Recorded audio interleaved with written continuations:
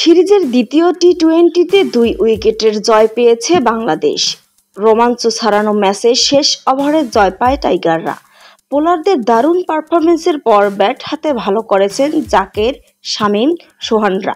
সব মিলিয়ে এক ম্যাচ হাতে রেখেই সিরিজ জয় নিশ্চিত করেছে টাইগারদের। ম্যাচে টস জিতে বোলিংয়ের সিদ্ধান্ত নেয় বাংলাদেশ। বল হাতে দারুণ পারফর্ম করেছেন পেসার শরীফুল ইসলাম।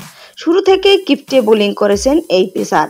তার পাশাপাশি মোহাম্মদ সাইফুদ্দিন ও নাসুম আহমেদ দারুণ করেছেন। রান খরচ করলেও উইকেট এনে দিয়েছেন রিশাদ। সব মিলিয়ে আফগানদের 147 রানেই থামায় বাংলাদেশ। সিরিজ জয়ের কৃতিত্ব বোলারদের দিয়ে জাকের বলেন, আলহামদুলিল্লাহ, ভালো অনুভূতি।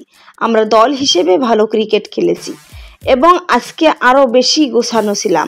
উইকেট গতকালের চেয়ে ভালো ছিল। বোলাররা ভালো করেছে, আমাদের জন্য কাজটা সহজ করেছে। টাইগারদের অধিনায়ক বলেন, ব্যাটার হিসেবে ইতিবাচক খেলা এবং সুযোগ নেওয়া আমাদের দায়িত্ব ছিল। লম্বা সময়ের পর দলে সোহান যেভাবে খেলছে তার অভিজ্ঞতা দেখিয়েছে দলের সবাইকে নিয়েই গর্বিত।